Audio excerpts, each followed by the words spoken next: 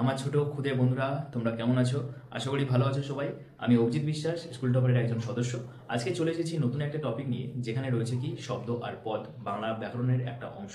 ঠিক আছে, আমাদের অনেকে গুলিয়ে যায় শব্দ আর পদ কি, আমাদের ফার্দার যাতে না গুলায় সেই কথা মাথায় রেখে স্কুল টপার আজকে তোমাদের সামনে নিয়ে এসেছে অত্যন্ত সহজ ভাষায় বাংলা ব্যাকরণের এই অংশটা। তো চলো বেশি দেরি না করে আমাদের ক্লাসটা শুরু করি। তো প্রথমে শুরু করার আগে আমাদের মাথায় যে প্রশ্নটা আসে, শব্দ আর পদ আসলে কি, আমরা ওয়ান বাই ওয়ান ডিসকাস করবো, কারণ একসাথে যদি ডিসকাস করি বুঝতে পারবো না। তো পরে আমরা গিয়ে কম্পেয়ার করবো আসলে দুটো কি। ঠিক আছে, প্রথমে তাহলে যেটা আছে সেটা হচ্ছে কি শব্দ। শব্দ কি, আমরা যে যাবতীয় যা কথা বলছি না, যে কথাগুলো বলে যাচ্ছি, সেগুলো আসলে একটা ধ্বনির মিলিত রূপ হচ্ছে কি আমাদের শব্দ বলতে পারি। ঠিক আছে, তাহলে আমরা এখানে কি বলতে চাইছি, আসলে শব্দ কি, শব্দ হচ্ছে কোনো বর্ণ বা বর্ণের সমষ্টি। ঠিক আছে, বর্ণ বা বর্ণের সমষ্টি হচ্ছে কি আমাদের শব্দ। এইবার দেখো, আমি তোমাকে বলছি শব্দ কি। শব্দ আমি এখানে লিখছি শব্দ। শব্দ মানে কি বললাম আমি, বর্ণ বা বর্ণের সমষ্টি। দুটো কথা বললাম, একটা হচ্ছে কি বর্ণ, আরেকটা বলছি কি বর্ণের সমষ্টি। ভালো করে বুঝবে, বর্ণের সমষ্টি।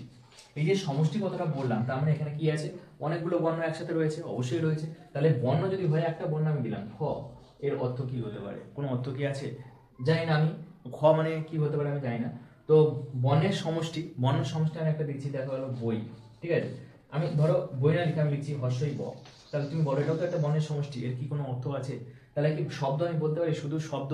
শব্দ তখনই হবে যে বর্ণ আর বর্ণের সমষ্টি থাকলে শব্দ হবে না ভাই। শুধুমাত্র বর্ণ বা বর্ণের সমষ্টি থাকলেই সবসময় যে শব্দ হবে তা নয়। তাহলে আমি এখান থেকে যে পয়েন্টটা আমাদের মাথায় আসলো সেটা হচ্ছে কি, অর্থ থাকতে হবে। সেই জিনিসটা কি থাকতে হবে, অর্থ। তাহলে এটা যদি অর্থ আমি বানাতে চাই, তাহলে এটাকে আমি কি বানাবো, বই, ব হর্ষই বই।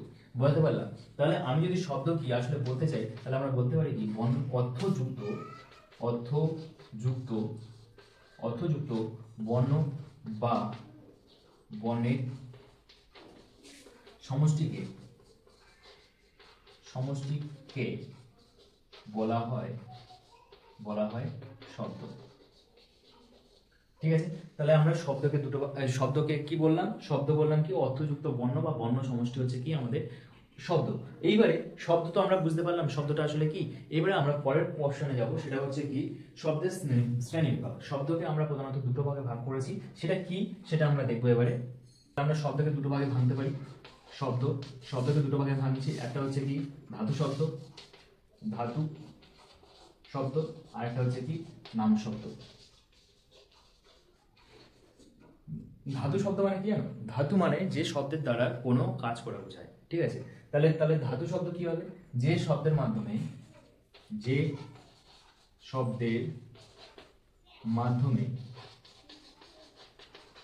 কাজ করা বোঝায় তাকে ধাতু শব্দ বলে। কি বলে, ধাতু শব্দ। যদি আমি একটা এক্সাম্পল দিই, সবসময় কি না, এক্সাম্পল যত নেবে, যত ব্যবহার করবে, তত কিন্তু কনসেপ্ট আমাদের ক্লিয়ার হবে, তাই না? তাহলে এক্সাম্পল আমি যদি নিই, ধরো আমি একটা উদাহরণ দিচ্ছি, যা এটা একটা শব্দ, যা, এর সঙ্গে আমি যোগ করছি কি ওয়া, তাহলে যা ওয়া, এই শব্দটার মাধ্যমে আমরা কি পেলাম, একটা কাজ করা বোঝালাম, তাই এটাকে বলছি আমরা কি ধাতু শব্দ। কিন্তু নাম শব্দ কি, নাম শব্দ হচ্ছে এমন একটা শব্দ যার মধ্যে কোনো কাজ বোঝাবে না। তাহলে কাজ ছাড়া যা পড়ে রয়েছে তা হচ্ছে আমাদের কি নাম শব্দ। তাহলে নাম শব্দ আমরা কি লিখতে পারি, যে শব্দের মাধ্যমে কোনো কাজ করা বোঝায় না, যে শব্দের মাধ্যমে কোনো কাজ করা বোঝায় না, তাকে নাম শব্দ বলে। বলতে পারলাম। যেমন ধরো উদাহরণ, যেমন আমি যদি বলি, যেমন দিতে পারি কি গাছ, যেমন দিতে পারি কি বই, ইত্যাদি। বলতে পারলাম। তাহলে দুখানা জিনিস আমরা এতক্ষণ পর্যন্ত পড়লাম। প্রথমেটা ছিল কি শব্দ। শব্দ হচ্ছে কি অর্থযুক্ত বর্ণ বা বর্ণের সমষ্টিকে বলা হয় শব্দ। এবার শব্দকে আমরা দুটো ভাগে ভেঙেছি, একটা হচ্ছে ধাতু শব্দ আর একটা হচ্ছে কি নাম শব্দ। ধাতু শব্দ মানে কি, যে শব্দের মাধ্যমে আমরা কোনো কিছু কাজ করা বোঝাবো, তখন তাকে কি বলছি ধাতু শব্দ। কিন্তু নাম শব্দ হচ্ছে যখন আমরা কোনো কিছুর কাজ করা বোঝাবো না, যা বাকি কাজ করা বাদে যা বোঝাবে, সেটা হচ্ছে কি আমার নাম শব্দ। তাহলে আমাদের শব্দ কমপ্লিট হয়ে গেছে। এরপরে আমরা প্রবেশ করতে চলেছি পদে। পদ আসলে কি, ঠিক আছে। এরপরে আমাদের যেটা শুরু হচ্ছে সেটা হচ্ছে কি আমাদের পদ কি। তাহলে শব্দ দেখলাম কি, অর্থযুক্ত বর্ণ বা বর্ণ সমষ্টি। তাহলে আমরা একটু এখানে লিখে নিই, শব্দ কি অর্থযুক্ত বর্ণ বা বর্ণ সমষ্টি। তাহলে পদ কি? পদ কথার অর্থ হচ্ছে কিন্তু পা হয় পদ, ঠিক আছে। আবার পদ মানে বিভিন্ন ধরনের খাবারের যে আইটেম সেটাকেও কিন্তু বলে পদ, কিন্তু এইখানে কিন্তু সেই পদ বলতে সেগুলো বোঝাচ্ছে না, বোঝাচ্ছে কি পদ। পদ আসলে এখানে শব্দ যুক্ত বিভক্তিকে বোঝায়। বিভক্তি শব্দযুক্ত কাকে বোঝায়? বিভক্তিকে। শব্দবাহী কাকে বলে? শব্দ এক্ষুনি আমরা দেখলাম যে অর্থযুক্ত বর্ণ বা বর্ণ সমষ্টি হচ্ছে আমাদের কি শব্দ, লেখা হয়ে গেছে অলরেডি। তাহলে বিভক্তি কি? এটা আমাদের কাছে একটা নতুন শব্দ, যেটা হচ্ছে বিভক্তি। তাহলে আমরা বিভক্তি কি সেটা যদি জানতে পারি তাহলে আমরা পদ কি আসলে সেটা বুঝতে পারবো। তাহলে বিভক্তি কি না, কোনো শব্দের সঙ্গে আমরা কি বলতে পারি, কোনো শব্দের সঙ্গে আমরা যা কিছু যোগ করে বাক্যে ব্যবহার করি সেটা হচ্ছে কি আমাদের বিভক্তি। একটু পরে উদাহরণ দিলে বুঝতে পারবে। তা আমি আগে লিখি, শব্দের সঙ্গে আমরা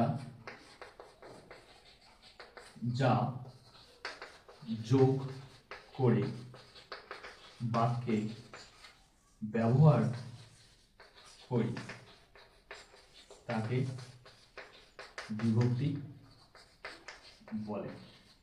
আচ্ছা, বিভক্তি কি? যেমন ধরো বিভক্তিতে যেমন এই অতিরিক্ত যে কথাগুলো আমরা ব্যবহার করছি সেগুলো কি হতে পারে?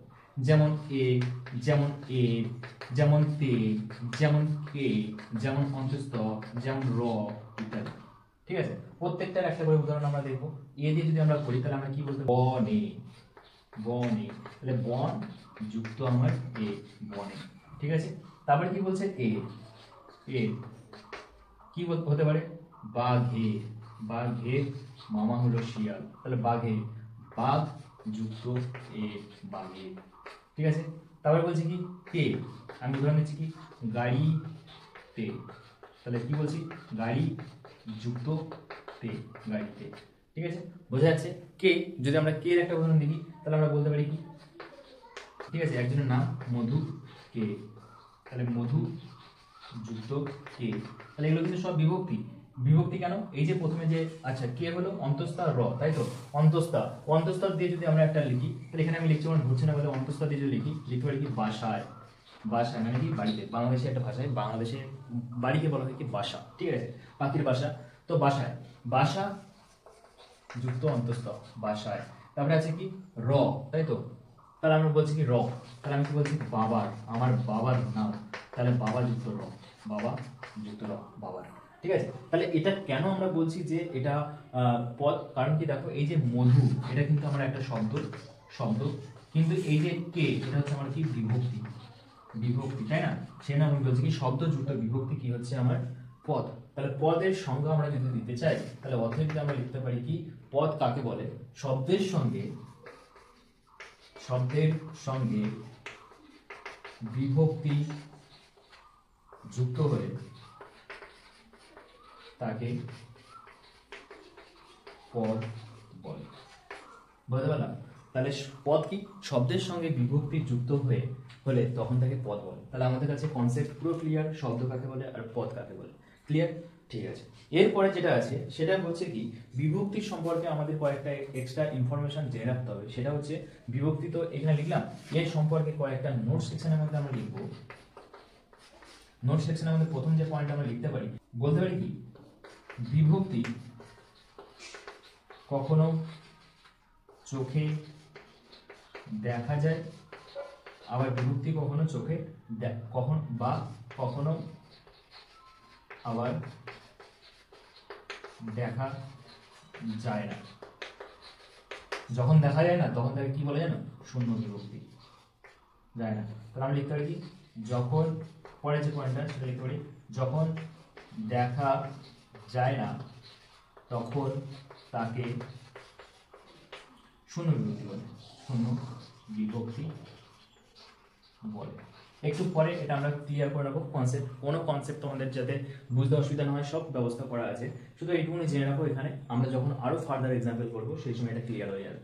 এখান থেকে আমি কি বলতে চাইলাম, বিভক্তি হচ্ছে এমন একটা জিনিস যেটাকে আমরা চোখে দেখতে পাই। দেখো এগুলোকে আমরা চোখে দেখতে পাচ্ছি, তাই না? যে এ, তে, কে, এগুলো চোখে দেখতে পাচ্ছি, কিন্তু কোনো কোনো জায়গায় এগুলো আমরা দেখতে পাবো না, ওই শব্দের মধ্যেই যুক্ত রয়েছে। ঠিক আছে, তো সেগুলো কি? সেগুলো জানার আগে আমরা এরপরে কোন টপিকে যাবো সেটা হচ্ছে কি? পদের শ্রেণী বা পদকে কটা ভাবে ভাগ করা যায় সেটা আমরা দেখবো। ঠিক আছে, তাহলে এরপরে আমরা একটু লিখে নিই পদ সম্পর্কে আমরা কি জানলাম। পদ হচ্ছে কি? শব্দ যুক্ত বিভক্তি, বিভক্তি। তাহলে আপাতত আমাদের কনসেপ্ট ক্লিয়ার হয়েছে শব্দ কি আর পদ কি। এরপরে যেটা আমরা যাব সেটা হচ্ছে পদের শ্রেণীবিভাগ। পদকে আমরা দুটো ভাগে ভাগ করতে পারি। শব্দকেও আমরা দুটো ভাগে ভাগ করতে পেরেছিলাম, কি ধাতু শব্দ আর নাম শব্দ। এটাকেও আমরা দুটো ভাগে ভাগ করব, একটা হচ্ছে ক্রিয়াপদ আর একটা হচ্ছে কি নাম পদ। এটা এই পদে যে ভাঙছি এটা হচ্ছে বিভক্তি অনুযায়ী, বিভক্তি অনুযায়ী, বিভক্তি অনুযায়ী পদকে আমরা দুটি ভাগে ভাঙতে পারি। অনুযায়ী বিভক্তিকে, এই পদকে আমরা দুটো ভাগে ভাঙতে পারি, একটা হচ্ছে ক্রিয়াপদ আর একটা হচ্ছে কি নাম পদ। ক্রিয়াপদটা কি? যখন ধাতু, আমরা একটু আগে দেখছিলাম ধাতু মানে কি, ধাতু মানে কোনো শব্দ বোঝাবে যার দ্বারা কি বোঝাচ্ছে, কাজ করা বোঝাচ্ছে। তাহলে ধাতু কাজ করা বোঝাচ্ছে, এর সঙ্গে আমার যেভাবে কি বিভক্তি, বিভক্তি কয়টা হচ্ছে বিভক্তি। তাহলে পদ, ক্রিয়া মানে কি ধাতু, পদ মানে কি বিভক্তি যোগ হচ্ছে, ঠিক আছে। ক্রিয়াপদ মানে কি ধাতু বিভক্তি, নাম পদ মানে কি ধাতু এর সঙ্গে কি বসবে, শব্দ বসছে, শব্দ যুক্ত বিভক্তি। শব্দ না বলেও আমরা এখানে নাম ব্যবহার করতে পারি, কোনো অসুবিধা নেই। নাম বিভক্তি বা শব্দ বিভক্তি, আর এদিকে বলছি ধাতু বিভক্তি বা ক্রিয়া বিভক্তি, ঠিক আছে। এইবারে আমরা এখানে একটা উদাহরণ দেবো, উদাহরণ দিলে আমাদের কাছে একটু ক্লিয়ার হয়ে যাবে। যেমন ধাতুর সঙ্গে আমরা কি যোগ করছি, বিভক্তি। যেমন ধরো আমি বলছি থাক যুক্ত এ, তাহলে কি বলছি থাকে, তাহলে এটা হয়ে গেল আমার ক্রিয়াপদ, ঠিক আছে। কিন্তু এখানে যদি আমি বলি নাম, যেমন ধরো বলছি বাড়ি যুক্ত তে, তাহলে কি বলছি বাড়িতে, তাহলে এটাও কিন্তু আমার একটা নাম পদ হয়ে গেল। বোঝাতে পারলাম? এইবারে যে জিনিসটা বোঝানোর আছে সেটা হচ্ছে কি, পদের যে শ্রেণীবিভাগটা আমরা করব সেটা আমরা এখানে বিভক্তি অনুযায়ী করেছি। এবারে এই ক্রিয়াপদকে আমরা তার কার্যগত ক্ষমতা অনুযায়ী, ঠিক আছে, কাজ করা অনুযায়ী কত রকম ভাবে ভাগ করা যায় সেটা আমরা দেখবো ক্রিয়াপদের শ্রেণীবিভাগ দেখবো এরপরে, ঠিক আছে। এরপর আমরা ক্রিয়াপদের শ্রেণীবিভাগটা দেখবো। ক্রিয়াপদকে আমরা মূলত চার ভাগে ভাগ করব, ঠিক আছে। ক্রিয়াপদকে আমরা চার ভাগে ভাঙবো।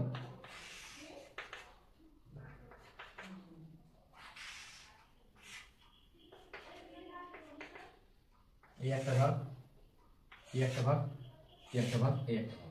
প্রথমে দেবো কি অব্যয়, অব্যয় ক্রিয়াপদ, ঠিক আছে। ভাগ আমরা দিতে পারি শুধু পদ, অব্যয় ক্রিয়াপদ, অব্যয় বিশেষ্য, বিশেষ্য পদ, সর্বনাম পদ, আর একটা আছে কি বিশেষণ পদ।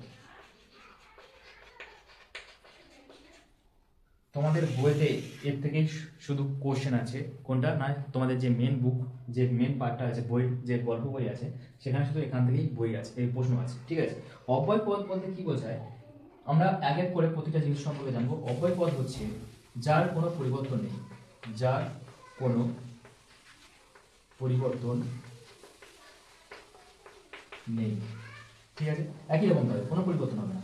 দ্বিতীয়টা লিখতে পারি কি, দ্বিতীয়টা লিখতে পারি রাগ, দুঃখ, অভিমান বোঝাতে ব্যবহার হয়। আমরা তৃতীয় পয়েন্ট লিখতে পারি কি, দুটি বাক্যকে এটা যুক্ত করে, দুটি বাক্যকে যুক্ত করে। আচ্ছা, উদাহরণ দেওয়ার জন্য জায়গা এখানে নেই, তো উদাহরণটা আমরা এখানে উপরে লিখব। যেমন ধরো কিন্তু, এবং, বটে, ইস ইত্যাদি, ঠিক আছে। এর পরে যেটা আছে সেটা হচ্ছে কি বিশেষ্য পদ। বিশেষ্য পদ কি সেটা আমাদের জানতে হবে। বিশেষ্য পদ হচ্ছে যার দ্বারা নাম বোঝায়, যার দ্বারা নাম বোঝায়, ঠিক আছে। তাহলে এমন একটা পদ হবে যার দ্বারা কি বোঝাবে, আমার নাম বোঝাবে। এটা আমি কিভাবে খুঁজতে পারি, আমি কে বা কি দিয়ে প্রশ্ন করলে, কে বা কি দিয়ে, কি কখন হবে এটা বস্তুর ক্ষেত্রে, কে হবে ব্যক্তির ক্ষেত্রে, দিয়ে প্রশ্ন করলে, দিয়ে প্রশ্ন করলে যে উত্তর পাবো সেটাই হচ্ছে আমার কি বিশেষ্য পদ। যেমন ধরো আমি একটা যেমন দিয়ে উদাহরণ দিচ্ছি, যেমন রাম ভালো ছেলে, ঠিক আছে। আমি প্রশ্ন করছি, কাকে প্রশ্ন করবো, কে বা কি দিয়ে, ক্রিয়াকে প্রশ্ন করবো, কে ভালো ছেলে, কে ভালো ছেলে, আমি উত্তর দিচ্ছি কি রাম। তাহলে কে বা কি উত্তর যেটা পাবো সেটা হচ্ছে আমার কি বিশেষ্য। সর্বনাম কি, তাহলে সর্বনামে আমরা বলতে পারি যে পদের দ্বারা, যে পদ, আমরা এটা লিখতে পারি যে পদ বিশেষ্যের পরিবর্তে ব্যবহৃত হয় তাকে বলছে কি সর্বনাম পদ। তাহলে সর্বনাম পদের যদি আমি বের করতে চাই, এর উত্তর কি হবে? সেই একই, কে এবার কি দিয়ে প্রশ্ন করতে হবে ভাই। তাহলে আমি এখানে যদি একটা উদাহরণ দিই, যেমন দিতে পারি কি, আমি ইংরেজিতে বলেছিলাম হি, সি, দে, ইট, তারপরে আই, উই, এগুলো সব, আই মানে কি আমি, এগুলো সব হচ্ছে কি সর্বনাম পদ। আমি, সে, আমি,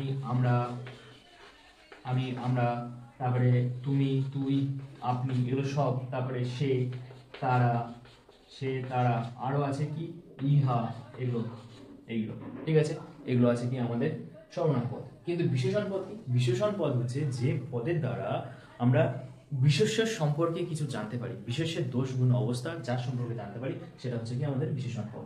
যেমন আমি লিখি আগে কি, যে পদের দ্বারা বিশেষ্যের দোষ গুণ অবস্থা বোঝায় তাকে বলে বিশেষণ পদ।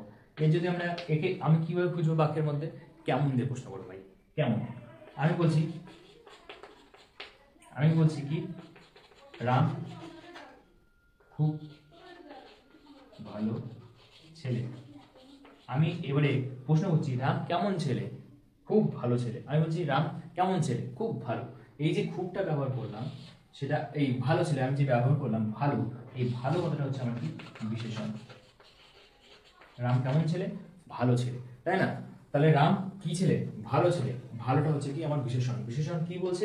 নামের দোষ গুণ অবস্থা বলে দিচ্ছে, তার জন্য এটাকে বলছি আমরা কি বিশেষণ। আমি আমার যে ছেলে মেয়েরা পড়ে আমার কাছে, আমি তাদেরকে এইভাবে শিখিয়েছি যে বিশেষ্য যদি তুমি বুঝতে না পারো বিশেষ্য আর বিশেষণ কোনটা কোন শব্দ, তখন তুমি কি করবে?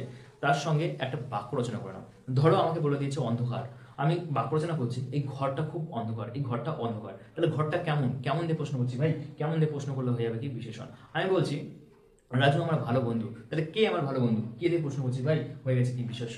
অত্যন্ত সহজভাবে আইডেন্টিফাই করা যায় কোনটা বিশেষ্য বা বিশেষণ। যদি না পারো ভাই, সহজ উপায় বাক্য বানাও আর প্রশ্ন করো ক্রিয়াকে, ঠিক আছে, কে বা কি দিয়ে বা কেমন দিয়ে। যে উত্তরটা পাবে, যে ক্যাটাগরির মধ্যে পড়ছে তার মধ্যে ভূষিত হয়ে যাবে, ঠিক আছে। আজকে আমাদের এখানে শব্দ বা পদ কমপ্লিট হলো। তাহলে শব্দ কি দেখেছিলাম? অর্থযুক্ত বর্ণ বা বর্ণ সমষ্টি। আর পদ কি দেখেছিলাম? শব্দযুক্ত বিভক্তি। বিভক্তি কি দেখেছিলাম না, শব্দের সঙ্গে আমরা যা যুক্ত করে বাক্যে ব্যবহার করছি সেটা হচ্ছে কি আমাদের বিভক্তি। বিভক্তিতে এইবার যেটা একটা জিনিস আমি মিস করে যাচ্ছিলাম, সেটা হচ্ছে কি আমরা বলেছিলাম না একটু আগে শূন্য বিভক্তি। শূন্য বিভক্তিটা কি ভাই? দেখো আমি এখানটায় যে লিখেছি, আমি ধরে এখানে লিখেছি সে সঙ্গে কি আমি কোনো বিভক্তি যুক্ত করেছি? কিন্তু এটা তো একটা পদ ভাই, পদ মানে এর মধ্যে বিভক্তি আছে, বিভক্তি। তাহলে সের মধ্যে কি কোনো কিছু আছে? আমরা কি সেকে পাল্টিয়ে লিখছি অন্য কিছু? না, লিখছি না কিন্তু। তাই এর সঙ্গে কি বিভক্তি আছে? শূন্য বিভক্তি, ঠিক আছে। যখন সেই ওয়ার্ডটা ওরকমই থেকে যাবে, কোনো পরিবর্তন হবে না, তখন সেটা তার সঙ্গে কি আছে? শূন্য বিভক্তি, ঠিক আছে। আজকের ক্লাসটা এখানেই শেষ করছি। দেখা হচ্ছে পরের কোনো ভিডিওতে। যাওয়ার আগে একটাই রিকোয়েস্ট, যদি ভালো লেগে থাকে তোমার প্রিয়জনের সঙ্গে অবশ্যই শেয়ার করে দিও। আমি চাই এই যে পড়ার ব্যবস্থাটা, এটা যেন সবাই যেন সমানভাবে নিতে পারে, ঠিক আছে। তো আজকে এই পর্যন্ত, নমস্কার।